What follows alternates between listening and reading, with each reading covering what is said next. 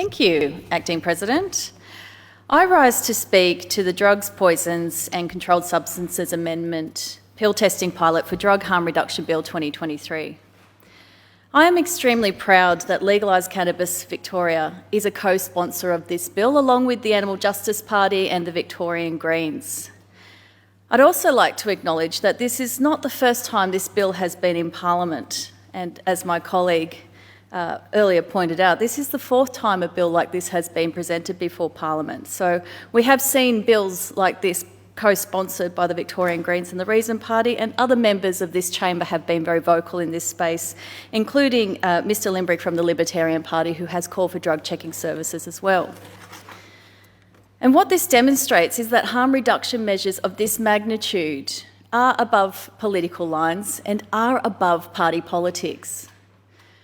And this bill, in principle, is fairly simple, but most importantly, it is sensible. It is about reducing harms, and it's about keeping people safe. This bill's aim is to create a drug checking service pilot in Victoria. Now, this would include a mobile testing setup at major music festivals, and secondly, a fixed site location that would provide year-round drug checking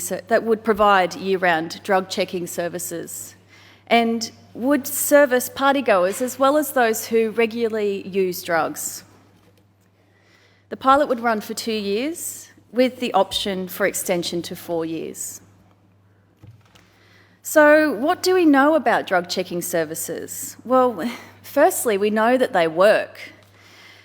It was first trialled here in Australia at a music festival called Grooving the Moo, let me get that right, in 2018 and 2019. Now, this led to the establishment of Australia's first ever pill testing service provider, and it was a fixed site address in Canberra called CanTest. Now, that was set up in July 2022. And in the first 6 months, CanTest offered 675 discussions, 85 health interventions, 614 substance tests, and this evidence saw funding extended for the service to remain permanently. And this is what happens at drug checking facilities. For a person who is considering using a pill or another drug, they can have them tested to discover what it is they may be taking. They then have a health professional provide a consultation where they provide a range of information to help that person make an informed decision while undertaking the risks and what to do in an event where there may be adverse outcomes. I've had a constituent recently approach me who visited this facility in Canberra, and what I found really interesting was their experience was it was very non-judgmental. They presented what substances they were planning on consuming, and a test was obviously performed, but the follow-up with the health professional was a disclosure that, yes, what you have provided is what you think it is, but also there's additives in this. And this particular person was able to tell me what those additives were, and also what the experience was anticipated to be. So in this particular instance, it was an additive of caffeine. Now, that person then was able to go, well, I know how much I really do aim to consume here, or it gave them an ability to manage that risk. Again, the evidence for pill testing shows that it reduces the amount of drugs consumed by individuals, and it reduces the variety of drugs consumed in one session, both of which we know from the experts are the risk factors for overdose and death. Opponents to pill testing say that drug checking encourages people to take drugs, but this is just not the case, and this is not the evidence that we're being presented with. What these services provide is an opportunity for early intervention, education and referral pathways to a range of health and community service providers if they're needed. Pill Testing Australia, who facilitates CanTest, stipulates that they never advise people it is safe to take drugs. They never promote the consumption of drugs, and they offer a non-discriminatory health service. In fact, what the evidence from Canberra and around the world shows is that people who have access to drug checking services adjust their intended drug taking behaviour to reduce their risks, as my constituent reported he did in that particular instance. We've seen this Parliament have discussions around drug checking before, and we've even seen in March 2018 the Law Reform, Road and Community Safety Committee, a joint committee, delivered the report for the inquiry into drug law reform. And I thought it would be interesting to reflect on what this inquiry experienced and where they went and where they travelled to internationally, because the committee visited Geneva in Switzerland, Lisbon in Portugal, London in the United Kingdom, Vancouver in Canada, and Denver and Sacramento in the United States. What an interesting experience that would have been. But part of that overseas study tour, the committee observed the drug checking services provided by The Loop. And this was during a music festival event called the Secret Garden Party. The Loop is a not-for-profit community interest company that provides drug testing services, welfare and harm reduction services in nightclubs, festivals and other events, exactly where they're needed. Interestingly, the delegation also included Rick Nugent, who at the time was Assistant Commissioner for Victoria Police in the Eastern region. And I highlight this because the quote that I'm about to read out really demonstrates that there was so much enthusiasm there to learn from other jurisdictions. And what Rick says is that what has been particularly helpful and has broadened our thinking was the opportunity to attend overseas with the delegation. Some really good initiatives, some good policies being trialled in various areas, and all of that has been brought back to VicPol, as well as to help inform our thinking, to challenge our thinking, and to really look at the contemporary way in which we can target the harms from drugs in the community.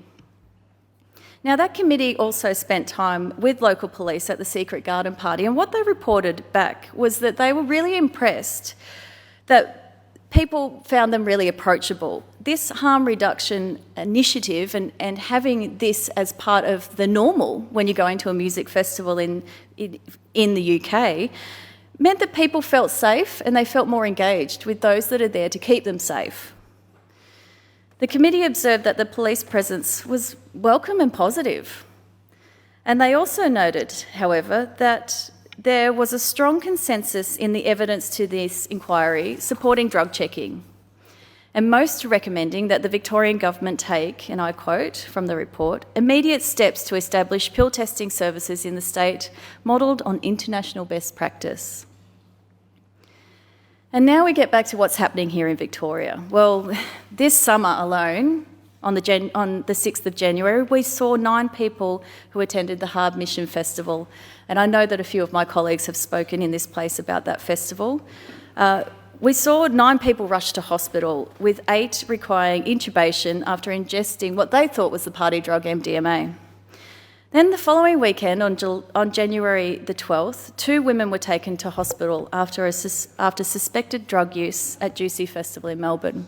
Now, we know from the reports following those events that all of those people who attended that festival thought they were taking MDMA, but there were other substances in those drugs, and those drugs were particularly strong. Now, if there had been a drug checking service provision there, that may have alleviated a lot of those incidents. Unfortunately, this isn't a new occurrence just this summer gone, and we have seen multiple coroners calling for a harm reduction approach. In fact, last year, Victorian State Coroner John Payne recommended the government introduce drug testing after the death of a 26-year-old young man who had taken a highly potent form of MDMA.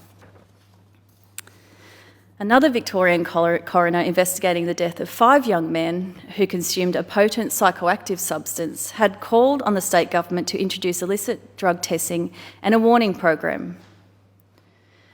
The coroner, Parisa Spanos, said on Wednesday the men aged between 17 and 32 died in a 6-month period starting in mid-2016, and I quote.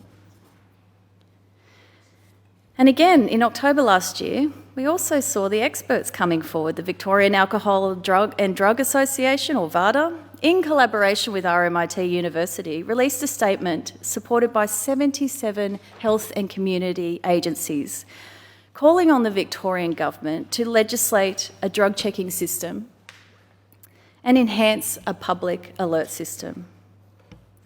So we have the Parliamentary Committee recommending pill testing. We have multiple coroners calling for action. We have at least 77 health and community agencies calling for drug checking services. Now, this is very compelling, and I actually applaud the government for acknowledging the importance of harm minimisation, and I appreciate the valuable work that the Minister for Mental Health is working on in this space, as well as the Premier. But we know this impacts so many in our community, not just those who consume drugs. I mean, can you imagine being the AMBO that turned up at Hard Mission Festival not knowing where to start? Can you imagine the cost of loss of life to a family? Can you imagine how much it is costing Victoria Police to instill a just say no to drugs approach by having sniffer dogs present? And we don't get me started on that, because we know that that actually causes young people especially to just swallow what they've got. The costs are adding up, and when you look at opponents and they're concerned about the costs adding up, they're more concerned about how much pill testing is going to cost. Well, think about the hospitalisations, think about the ambulance call-outs, think about the mental health and well-being of people who have to deal with, the frontliners who have to deal with that instance. And how much is that costing? And we know that some of my fellow crossbench colleagues have actually had Parliamentary Budget Office look into these costings.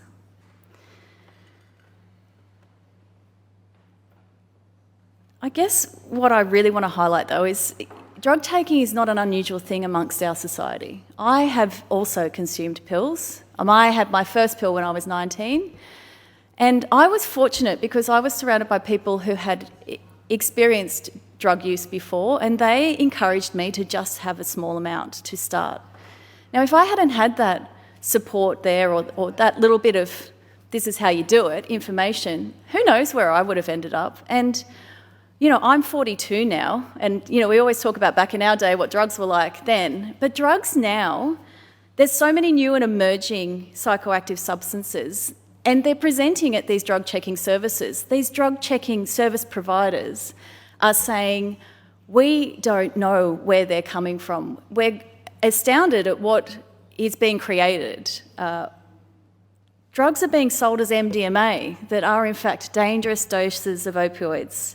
Drugs are 2 or 3 times stronger than what they are reported to be. And these are the reports that we're hearing coming out of these drug provision services. But the experts are actually offering a solution here, and Pill Testing Australia has publicly offered the Victorian government a free trial. They are ready to go. They have the staff, they have the resources, they have the specialist equipment, and to alleviate any other concerns, they have the insurance to facilitate a trial at a major music festival. They're ready to go, and I really do encourage the government to accept this offer as a way of just seeing how it goes. Can we just trial it at one music festival, see how it goes, and see what the outcome will be? Because I promise you that people will engage with that service provision if it's there. And this won't cost the government anything. So just to conclude, I'd like to say that drug checking services are a no-brainer. The evidence is clear. Across different party lines, we all agree that we need a harm minimisation approach. So I look forward to collaborating with you all on this. Thank you.